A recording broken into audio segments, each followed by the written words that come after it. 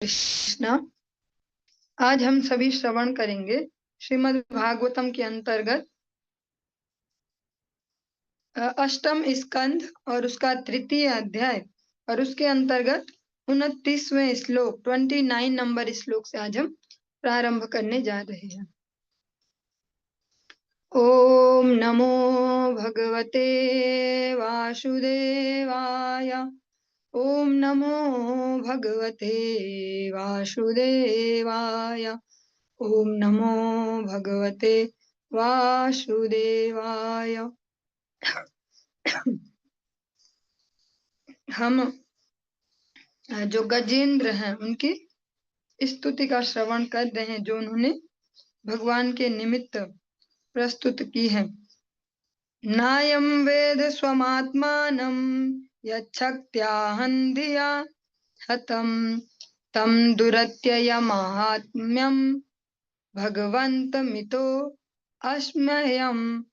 मैं उन पूर्ण पुरुषोत्तम भगवान को सादर नमस्कार करता हूँ जिनकी माया से ईश्वर का अंश जीव देहात्म बुद्धि के कारण अपनी असली पहचान को भूल जाता है।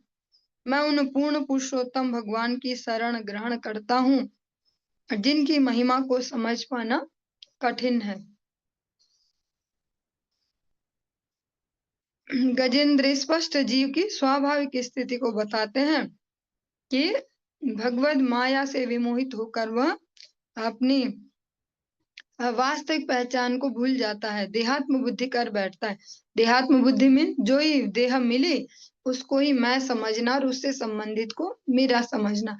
जैसे हाथी की देह मिली तो मैं हाथी ही हूँ, हाथी के जो जो कर्तव्य बताए गए हैं वही मेरे कर्तव्य हैं।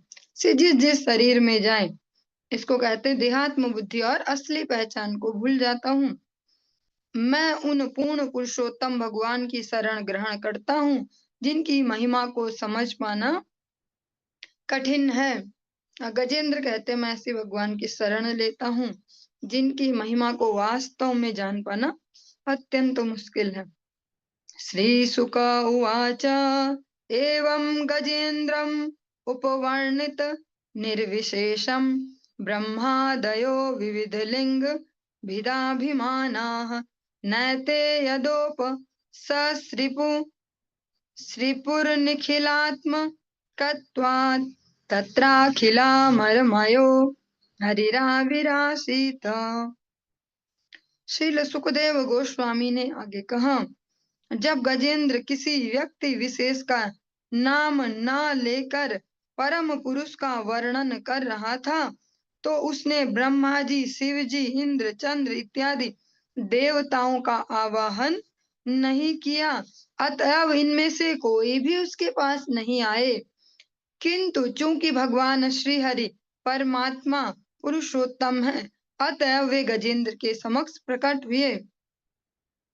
गजेंद्र कहीं पर भी स्पष्ट नाम नहीं बोल रहे थे कि मैं किसको चाहता हूँ, कौन यहाँ पर मेरे समक्ष आए, कौन मेरी रक्षा करे।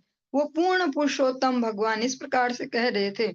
अतः ब्रह्मा जी, शिव जी और अन्य देवता कोई भी उनके पास नहीं आए क्योंकि पूर्ण पुरुषोत्तम तो भगवान एकमात्र भगवान नारायण है, भगवान श्री कृष्ण। अतः वे सब नहीं आए और स्वयं जो भगवान है श्री हरि वे ही पूर्ण पुरुषोत्तम है, अतः वे उनके समक्ष प्रकट हुए।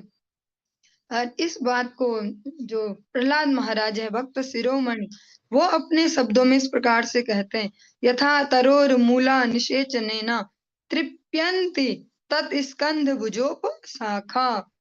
वृक्ष की जड़ में जल डालने से उसकी जो भुजाएं हैं, जो ब्रांचेज हैं, जो शाखाएं हैं वो भी तृप्त हो जाती है। प्रत्येक एक एक अंग को जो वृक्ष का है वो तृप्ति को प्राप्त करता है। इसी प्रकार से जब हम उदर तक भोजन को पहुंचाते हैं शरीर के समस्त अंगों तक वो पहुंच जाता है जिस फॉर्म में पहुंचना चाहिए। ऐसे ही जब हम पूर्ण पुरुषोत्तम भगवान की उपासना करते हैं, उनकी भक्ति करते हैं तो जो उनके अंग प्रत्यंग हैं, जो उनके अलग अलग विभागों के जो उनके प्रतिनिधि हैं उन तक वो हमारी सेवा, वो भक्ति, वो उपासना उस प्रकार से पहुंच जाती है जैसी पहुंचनी चाहिए। भगवत गीता में एक शब्द बहुत कह सकते हैं स्ट्रांग है। यजन्ते अविधि पूर्वकम, भगवान कहते हैं अविधि पूर्वक पूजन किया जाता है। अगर हम अपने हाथ पे, हाथ की हथेली पे एक रोटी ऐसे चिपका ले, हाँ, ग्लू से चिपका ले, तो क्या हाथ हृष्ट पुष्ट हो जाएगा? नहीं। हाथ को कैसे चाहिए वो रोटी कि वो मुख में जाए, पाचन क्रिया से हो, उसमें से जो हमारे लिए एंजाइम से जो भी पाचक रस है वो निकले और फिर हमारे ब्लड में मिले और फिर वो हृदय से शुद्धिकरण होके फिर इन हाथों की नसों तक इनमें पहुंचे, हाँ, तब जाके हाथ को उससे पुष्टि मिलेगी। और अगर यजन्ते अविधि पूर्वक हम यही रोटी बांध ले तो फायदा नहीं मिल पाएगा। ऐसे ही जब हम भगवान की भक्ति करते, उपासना करते हैं, तो जो भगवान के अन्य अन्य जो प्रतिनिधि गण हैं उनको वो स्वयं प्राप्त हो जाता और उसी फॉर्म में जैसा उन तक पहुंचना चाहिए। तम तद्वदार्थमुपलभ्य जगन्निवासः स्तोत्रं निशम्य दिविजय सह संस्तु वद्भिः छन्दोमयेन गरुडेन समूह्यमानश्चक्रायुधोऽभ्यगमदाशु यतो गजेन्द्रः। गजेंद्र के प्रार्थना करने के कारण उसकी विकट स्थिति को समझने के बाद सर्वत्र निवास करने वाले पूर्ण पुरुषोत्तम भगवान श्री हरि उन देवताओं समेत वहां प्रकट हुए जो उनकी स्तुति कर रहे थे। अपने हाथों में चक्र तथा अन्य आयुध लिए और अपने वाहन गरुड़ की पीठ पर सवार होकर वे तीव्र गति से अपनी इच्छा अनुसार गजेंद्र के समक्ष प्रकट हुए। जब गजेंद्र इतनी घोर विपत्ति में है, हाँ, और वो प्रार्थना कर रहे हैं और युद्ध भी कैसा है कि देवलोक के निवासी भी दर्शन कर रहे हैं, इतना भीषण युद्ध चल रहा है। हमने स्पष्ट सुना कि इतने लंबे समय तक युद्ध चला, देवता भी देख रहे हैं। गजेंद्र इतनी असहाय हेल्पलेस वाले सीन में है, पर कोई देवता उतर के स्वयं से नहीं आए खुद से कि हम आपकी हेल्प कर देते। कर सकते थे वे भी, लेकिन कोई नहीं आए और भगवान स्वयं से आ गए। फिर भगवान के साथ वे समस्त देवगण भी आए भगवान की स्तुतियां करते हुए। भगवान अपनी इच्छा अनुसार गजेंद्र के समक्ष प्रकट हुए। भगवान को कोई ऐसे मजबूर या इस प्रकार से नहीं कर सकता। सुविज्ञो स्वराट, स्वराट मीन्स पूर्ण स्वतंत्र। भगवान पूर्ण स्वतंत्र हैं, वो किसी भी प्रकार से ऐसे बाउंडेड नहीं है, बंधे हुए नहीं है।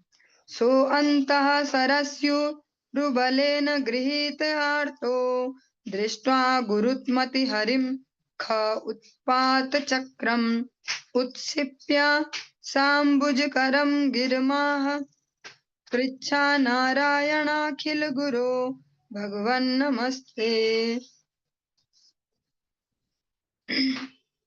घड़ियाल ने गजेंद्र को जल में बल पूर्वक पकड़ रखा था, जिससे वह अत्यधिक पीड़ा का अनुभव कर रहा था।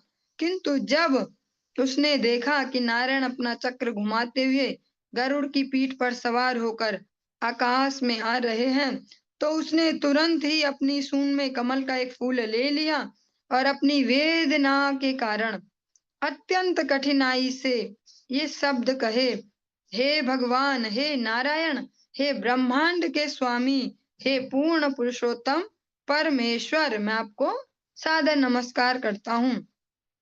अब तो जैसे गजेंद्र का लास्ट मोमेंट ही है, पर तब तक दर्शन किया कि अरे भगवान तो पहुंच गए, हाँ, अपना चक्र लिए हुए, तो तुरंत एक कमल का पुष्प लिया अपने सूंड से।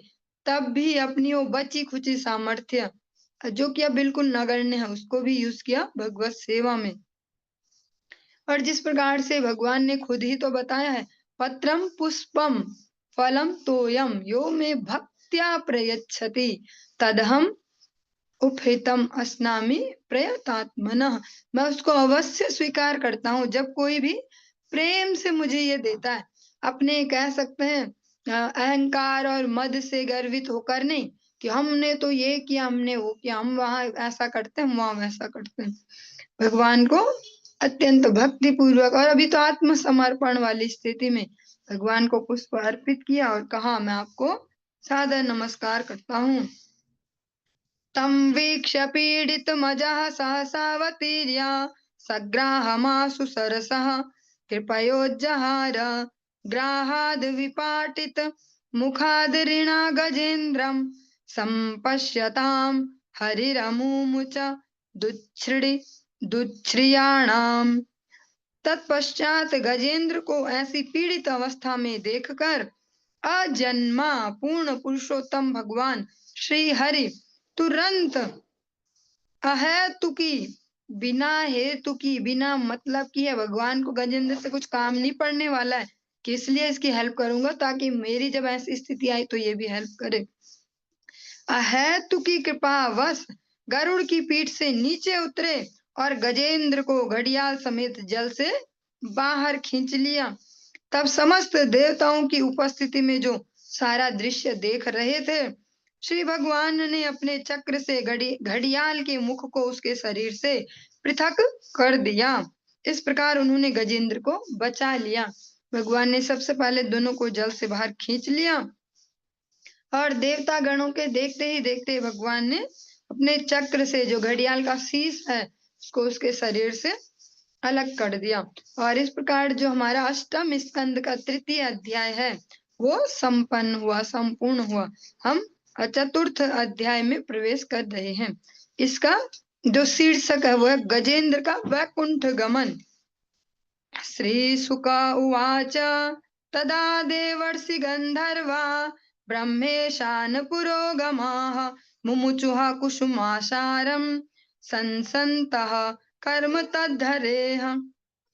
श्रीला सुखदेव गोस्वामी ने कहा, जब पूर्ण पुरुषोत्तम भगवान ने गजेंद्र का उद्धार कर दिया तो सारे ऋषियों, गंधर्वों तथा ब्रह्मा, शिव इत्यादि देवताओं ने श्री भगवान के इस कार्य की प्रशंसा की और श्री भगवान तथा गजेंद्र भगवान और भक्त दोनों के ऊपर पुष्प वृष्टि की। नेदुर्दुन्दुभयो दिव्या गंधर्वान् निरृतुर्जगुः ऋषयश्चारणाः सिद्धास्तुष्टुवुः पुरुषोत्तमम्। स्वर्ग लोक में दुंदुभियां बजने लगी, गंधर्व लोक के निवासी नाचने और गाने लगे तथा महान ऋषियों और चारण लोक एवं सिद्ध लोक के निवासियों ने भगवान पुरुषोत्तम की स्तुतियां की। यो असौ ग्राह सवै सद्यः परमाश्चर्य रूपधृक् मुक्तो देवल शापेन हुहुर गंधर्व सत्तमः। प्रणम्य शिरसाधीश उत्तम शीशम उत्तम श्लोकमव्ययम् अगायत यशोधाम कीर्तन्य गुण सत्कथम। गंधर्वों में श्रेष्ठ राजा हुहु देवल मुनि द्वारा शापित होने के कारण घड़ियाल बन गया था। अब पूर्ण पुरुषोत्तम भगवान द्वारा उद्धार किए जाने पर उसने एक गंधर्व का सुंदर सा जो रूप है वो धारण कर लिया।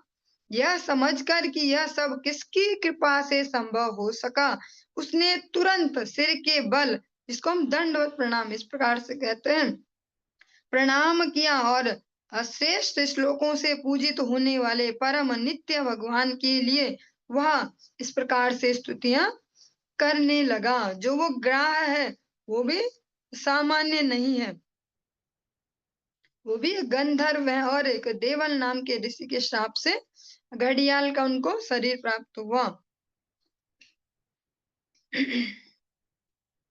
सो अनुकंपित ईशेन परिक्रम्य प्रणम्य तम लोकस्य पश्यतो लोकम स्वमगान मुक्त किल्बिषः। पूर्ण पुरुषोत्तम भगवान की अहेतुकी कृपा से अपने पूर्व रूप को पाकर राजा हुहु ने श्री भगवान की प्रदक्षिणा की और उन्हें नमस्कार किया। तब ब्रह्मा इत्यादि समस्त देवताओं की उपस्थिति में वह गंधर्व लोक लौट गया। वह सारे पाप फलों से मुक्त हो चुका था। वो गंधर्वों के राजा हुहु जो मगरमच्छ बन गए थे देवल मुनि के श्राप से, आज ये समझ पाए कि किन की कृपा से ये हुआ है। तो फिर उन भगवान की परिक्रमा की। ये विशेष सम्मान सूचक है, या अपने लिए मंगल जब इच्छा करते हैं ना हम, तुलसी महारानी की परिक्रमा, भगवत मंदिर की परिक्रमा, गुरुवर्ग की परिक्रमा, इस प्रकार से भगवान की उन्होंने प्रदक्षिणा की और अपने लोक को वापस लौट गए। क्योंकि जो समस्त जो किल्विष है, जो समस्त कलमश है, पाप है जो उनके जीवन का, वो उससे मुक्त हो गए थे। अब भगवान ने जब उनका उद्धार किया। गजेंद्रो भगवद स्पर्शाद विमुक्तो अज्ञान बंधनात् प्राप्तो भगवतो रूपम पीतवासाश्चतुर्भुजः। चूंकि पूर्ण पुरुषोत्तम भगवान ने हाथियों के राजा गजेंद्र का अपने कर कमलों से सीधा स्पर्श किया था, अतः वह समस्त भौतिक अज्ञान तथा बंधन से तुरंत मुक्त हो गया। इस प्रकार उसे सारूप्य मुक्ति प्राप्त हुई, जिसमें उसे श्री भगवान जैसा ही शारीरिक स्वरूप प्राप्त हुआ। वह पीत वस्त्र धारण किए 4 भुजाओं वाला बन गया। और बहुत सुंदर सा इसमें मैसेज है। कुछ बातें ऐसी होती हैं, कुछ इच्छाएं या ऐसे शब्द हम मुंह से बोल रहे होते हैं, हृदय में नहीं होती। ऐसा होना चाहिए, ऐसा हो जाता मेरा, या मैं ऐसा बन जाता, जो भी।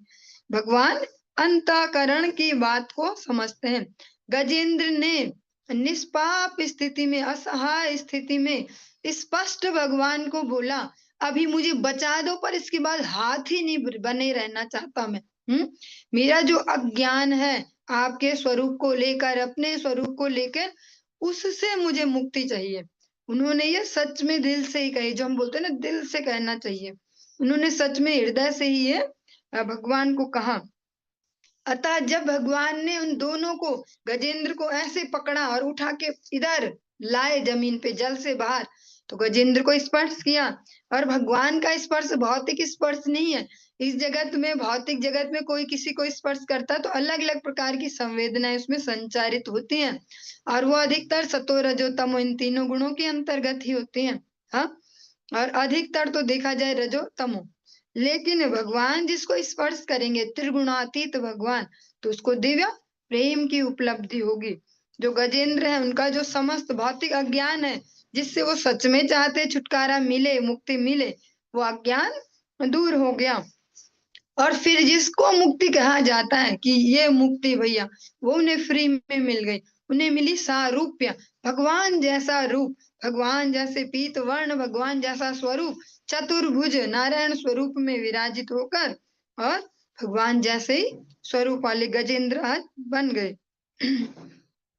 स वै पूर्वं भूत राजा पांडयो द्रविड़ सत्तमः इंद्रद्युम्न इति ख्यातो विष्णुव्रत परायणः। यह गजेंद्र पहले ये भक्त थे, ये वैष्णव थे। और द्रविड़ जो दक्षिण भारत, जो दक्षिण साउथ वाला हिस्सा है भारत का, उसके प्रांत के पांडय नामक देश के राजा थे। अपने पूर्व जन्म में इनको इंद्रद्युम्न महाराज कहा जाता था, इंद्रद्युम्न इनका नाम था। एक जो हम प्रसंग सुन रहे हैं, कोई से भी सुनते हैं, वो हमारे लिए कोई हमें डायरेक्ट कुछ उपदेश दे, ऐसा ऐसा, तो लगता है ऊपर से जा रहा है। पर जब ऐसे कुछ कथा टाइप में सुनेंगे किसी के जीवन की बात, तो वो याद भी रहेगी इजीली, और उसका जो मैसेज है उसको भी अच्छे से समझ पाएंगे प्रैक्टिकली, कि अच्छा उनकी लाइफ में ऐसा हुआ, उन्होंने ना ऐसा किया तो ऐसा हुआ, हाँ ऐसा किया तो ऐसा हुआ। ऐसे ही जो गजेंद्र है, वो पूर्व जन्म में थे इंद्रद्युम्न राजा, और भगवान के भक्त भी हैं। सा एकदा राधन काल आत्मवान गृहीत मौन व्रत ईश्वरम हरिम जटाधरस्तापसा प्लुतोच्युतम समर्चया मास कुलाचराश्रमः। इंद्रद्युम्न महाराज ने ग्रस्त जीवन से अवकाश ले लिया और मलय पर्वत पर चला गया, जहाँ उसका आश्रम एक छोटी सी कुटिया के रूप में था। उसके सिर पर जटाएं थी और वह सदैव तपस्या में लगा रहता था। एक बार वह मौन व्रत धारण किए श्री भगवान की पूजा में तल्लीन था और भगवत प्रेम के आनंद में डूबा हुआ था। यदृच्छया तत्र महायसा मुनिः समागमच्छिष्य गणः परिश्रितः तं वीक्ष्य तूष्णीं कृतार्हणादिकं रहस्युपासीन मृषिश्चुको कोपः। जब इंद्रद्युम्न महाराज पूर्ण पुरुषोत्तम भगवान की पूजा करते हुए ध्यान में तल्लीन थे, तो अगस्त्य मुनि अपनी शिष्य मंडली समेत वहां पधारे। जब मुनि ने देखा कि राजा इंद्रद्युम्न एकांत स्थान में मौन साधे बैठा है और उनके स्वागत के जो शिष्टाचार है उनका पालन नहीं कर रहा है, तो वे अत्यंत क्रुद्ध हुए। तस्मा इमं साप मदाद साधुरयं दुरात्मा कृत बुद्धिरद्य विप्रावमन्ता विशतां तमिश्रम यथा गजः स्तब्ध मतिः स एव। हरि बोल। तब अगस्त्य मुनि ने राजा को यह शाप दे डाला। अगस्त्य मुनि को लगा कि ये क्या यहाँ ढोंगी बाबा बन के मौन धारण करके बैठा है, साधु जन यहाँ आए और उनका स्वागत सत्कार ऐसा कुछ शिष्टाचार नहीं कर रहे। तो उन्होंने उनको ये श्राप दिया, यह राजा इंद्रद्युम्न तनिक भी भद्र नहीं है, नीच तथा अशिक्षित होने के कारण इसने ब्राह्मण का अपमान किया है। अतः यह अंधकार प्रदेश में प्रवेश करे और आलसी मूक हाथी का शरीर प्राप्त करे। उनकी जिस प्रकार की चेष्टा देखी, जो उनको लगा अगस्त्य मुनि को, उन्होंने इस प्रकार से श्राप दे दिया कि ये जिस प्रकार का इसका आचरण है ये बिल्कुल सभ्य वाला तो नहीं है, नीच और अशिक्षित का आचरण इसका लग रहा है। इसने यथोचित शिक्षा ग्रहण नहीं की अभी कि कैसे साधु का स्वागत होना चाहिए। अतः ये और अंधतम जीवन में प्रवेश करे, आलसी और कह सकते हैं मूक, गूंगा और आलसी, जो कुछ नहीं करता, क्योंकि अभी ये मौन ही कर रहे हैं और कुछ नहीं कर रहे हैं, तो ये आलसी बने और मूक हाथी बने। हाथी केवल अपना खा सकता है, भर भर के बहुत सारा खा सकता है, बाकी काम कुछ नहीं करते खुद से ऐसे, इसलिए इनको ये शरीर प्राप्त हो जाए। श्री शुक उवाच एवं सप्त्वागतो अगस्त्यो भगवान् नृपसानुगः इंद्रद्युम्नोऽपि राजर्षिर्दिष्टं तदुपधारयन् आपन्नः कौञ्जरीं योनिमात्मस्मृति विनाशिनीं हर्यर्चनानुभावेन यद्गजत्वे अप्यनुस्मृतिः। श्रील सुखदेव गोस्वामी ने आगे कहा, हे राजन अगस्त्य मुनि, राजा इंद्रद्युम्न को इस तरह शाप देने के बाद अपने शिष्यों समेत उस स्थान से चले गए। चूंकि राजा भक्त था, अतः उसने अगस्त्य मुनि के शाप का स्वागत किया, क्योंकि पूर्ण पुरुषोत्तम भगवान की ऐसी इच्छा थी। जो हम बोलते ना कि भगवान की इच्छा के बगैर पत्ता भी नहीं हिलता, तो उसको जब हमारे लिए भयंकर प्रतिकूल परिस्थिति हो उस समय भी कहना चाहिए, क्योंकि कभी कभी होता है ना हमसे गड़बड़ हो जाए कुछ ऐसा, तब हम अधिकतर यूज करते हैं, अरे चलो ठाकुर जी की जैसी मर्जी, भगवान की मर्जी के बगैर पत्ता भी नहीं हिलता। पर हम पे घोर विपत्ति आए तब हम इसको बोले, तब वास्तविकता है। जो इंद्रद्युम्न राजा है, भक्त है, उनको इतना बड़ा श्राप मिल गया। हाँ, हम सभी को तो अभी यही तो लगता है कि हमारा तो रिजर्वेशन हो ही गया, बढ़िया भक्ति बनेंगे अगली बार, या ये नहीं, यही लगता है कि सीधे गोलोक धाम ही जाने वाले, कौन सी किंकरी मंजरी कौन सी हम बनने वाले और वहां ये सेवा करेंगे। लेकिन ये सच में भक्त हैं।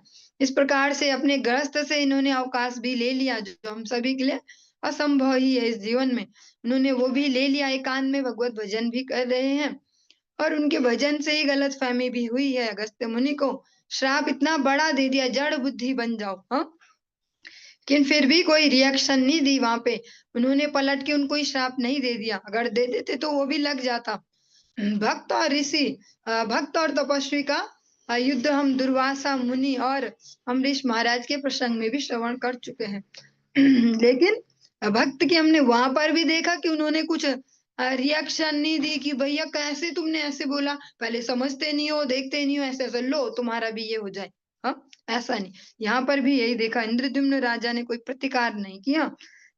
भगवान की जैसी इच्छा अतः वो अगले जन्म में हाथी का शरीर और जड़ भरत जी के प्रसंग में उनका गला तक कटने ही वाला था। बस वो जो काटने वाला हथियार है वो यहाँ तक चला ही गया था, तब भी उन्होंने ये नहीं बोला कि भैया कि क्या हो रहा है ये मेरे साथ, कोई प्रतिकार नहीं किया। तो बहुत ही हायर स्टैंडर्ड है। अभी हम ऐसे जो चरित्र इनको सुन सकते हैं और जिस लेवल पर हम हैं उससे एक सीढ़ी आगे बढ़ सकते हैं धीरे धीरे। इमेजिनरी अभी नहीं पहुंच जाएंगे, आज से तो जो ही होगा बस ऐसा धीरे धीरे चढ़ेंगे और परमानेंटली चढ़ेंगे। छोटी सी सीढ़ी चढ़ेंगे पर हाँ इस पे ठीक है, टिक गए ऐसे। गजेंद्र, अतः अगले जन्म में हाथी का शरीर प्राप्त करने पर भी भक्ति के कारण उसे यह स्मरण रहा कि श्री भगवान की पूजा और स्तुति किस तरह की जाती है।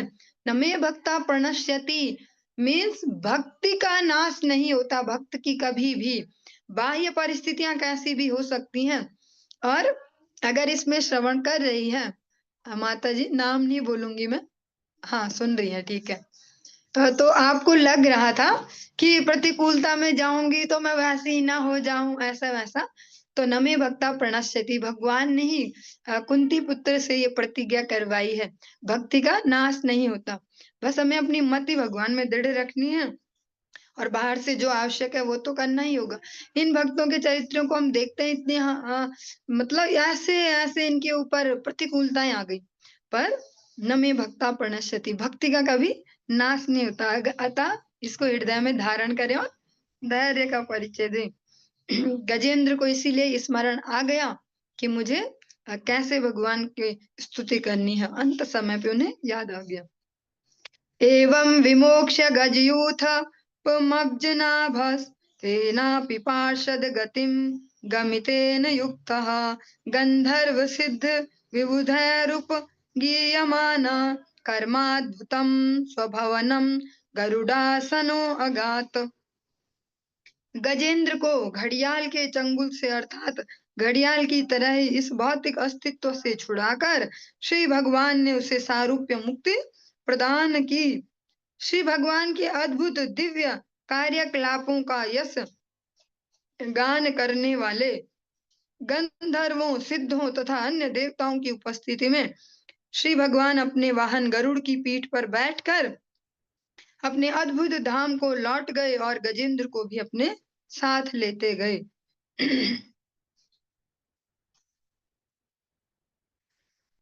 भगवान गजेंद्र को अपने धाम ले गए जहां से वापस नहीं आना होता है। भगवत भक्तों के जीवन में अनेक उतार चढ़ाव आते रहते हैं। हम सभी तो अभी भक्त वाली कैटेगरी में नहीं है, हम अभी विद्यार्थी वाली कैटेगरी में जो समझना चाह रहे हैं कि भक्ति होती क्या है। हाँ, इसी भाव से श्रवण भी करेंगे पर देख पाएंगे भक्तों के जीवन में भी ऐसा नहीं है कि अनुकूलता ही अनुकूलता रहेगी। दोनों टेस्ट आते हैं, नमक भी मिलता है तो मीठा भी मिलता है, दोनों ही है, मिर्ची भी मिलती है, मीठा खट्टा है, हर प्रकार के टेस्ट हैं, पर वे हमेशा भगवान को स्मरण रख पाते हैं और यही भक्ति है वास्तव में। भक्ति को हम शारीरिक सुंदरता या शारीरिक स्वास्थ्य इससे नहीं तोल पाएंगे कि भगवान ने ऐसा क्यों नहीं किया या वैसा क्यों नहीं किया। भगवान की भक्ति का एकमात्र यही फल है कि हम भगवान की भक्ति से विमुख ना हो। एतन् महाराज तवेरितो मया कृष्णानुभावो गजराज मोक्षणम स्वर्ग्यं यशस्यं कलिकल्मषापहं दुष्स्वप्ननाशं कुरुवर्य शृण्वताम। हे राजा परीक्षित, सुखदेव गोस्वामी जी कह रहे हैं, अब मैंने तुमसे भगवान श्री कृष्ण की अद्भुत शक्ति का वर्णन कर दिया है जिसे श्री भगवान ने गजेंद्र का उद्धार करके प्रदर्शित किया था। हे कुरुश्रेष्ठ, जो लोग इस कथा को सुनते हैं वे उच्च लोकों में जाने के योग्य बनते हैं। इस कथा के श्रवण मात्र से वे भक्त के रूप में ख्याति अर्जित करते हैं। वे कलियुग के कलमश से अप्रभावित रहते हैं और कभी दुष्स्वप्न नहीं देखते। सुखदेव गोस्वामी जी के ये वचन है। महाराज परीक्षित जिस समय है उस समय कलयुग का प्रवेश हो ही गया था। सुखदेव गोस्वामी ऐसे समय में उन्हें श्रवण करा रहे हैं और यहाँ पर जो सुनाया वो सुनाया भगवान हरि की जो वीर्यवती जो लीला है वो सुनाई। पर यहाँ पर कह रहे हैं कृष्णानुभावो, क्योंकि यही इसी भाव से जयदेव गोस्वामी जी दशावतार स्तोत्र में लास्ट में कहते हैं केशवधृता मीन शरीर। हर जगह केशव धृता सुकर रूपा, केशव धृता हाँ नर हरि रूपा, ऐसे इस प्रकार केशव धृता। यहाँ पर भी भगवान श्री हरि जो अवतार है भगवान का, उन्होंने उद्धार किया है, पर यहाँ पे कृष्ण कहा गया। यथानुकीर्त्यन्ते तच्छ्रेयस्कामा द्विजातयः शुचयः प्रातरुत्थाय दुःस्वप्नाद्युपशान्तये। अतएव जो लोग अपना कल्याण चाहते हैं, विशेष रूप से ब्राह्मण क्षत्रिय तथा वैश्य, और इनमें से भी मुख्यतः ब्राह्मण वैष्णव, उन्हें प्रातः काल जो है बिस्तर से उठकर, अपनी सैया से उठकर अपने दुष्स्वप्नों के कष्टों का प्रतिकार करने के लिए इस कथा का बिना विचलित हुए यथारूप पाठ करना चाहिए। श्रीमद् भागवतम जो हमारा मूल लक्ष्य है उस तक तो हमको पहुंचाता ही है, साथ में छोटे मोटे ऐसे जो हमारे छोटी छोटी समस्याएं चलती रहती है उनका भी निराकरण करता है। भगवान जो श्री हरि की ये लीला है, इसका पाठ करने से कई बार कुछ भक्त भी बोल रहे होते ना, ऐसा देखा आज तो सपने में, वैसा देखा, तो भगवान श्री हरि की इस कथा को खुद को ही सुना दें, एक बार रिपीट कर दें। इदमाह हरिः प्रीतो गजेन्द्रं कुरु सत्तमा शृण्वतां सर्वभूतानां सर्वभूतमयो विभु। हे कुरुश्रेष्ठ, इस प्रकार हर एक के परमात्मा अर्थात पूर्ण पुरुषोत्तम भगवान ने प्रसन्न होकर सबके समक्ष गजेंद्र को संबोधित किया और उनको ऐसे आशीष वचन कहे।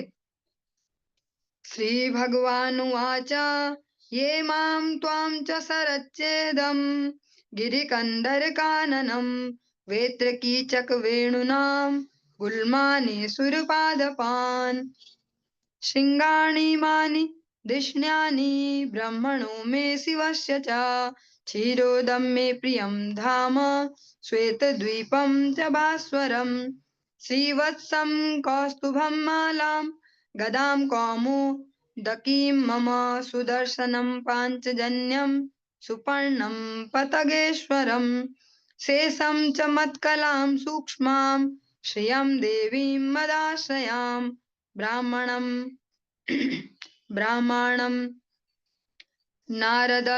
नारदं ऋषिं भवं प्रह्लादमेव च मत्स्यकूर्मवराहाद्यैर् अवतारैः कृतानि मे कर्माण्य अनंत पुण्यानि सूर्यं सोमं हुताशनं प्रणवं सत्यमव्यक्तं गोविप्राणधर्ममव्ययम् दाक्षायणीर्धर्मपत्निः सोमकश्यपयोरपि गंगां सरस्वतीं नन्दां कालिन्दीं सितवारणं ध्रुवं ब्रह्म ऋषीन् सप्त पुण्यश्लोकान् श्रीमानवान् उत्थायापर रात्रान्ते प्रयताः सुसमाहिताः स्मरन्ति मम रूपाणि मुच्यन्ते ते अन्धसो अखिलात्।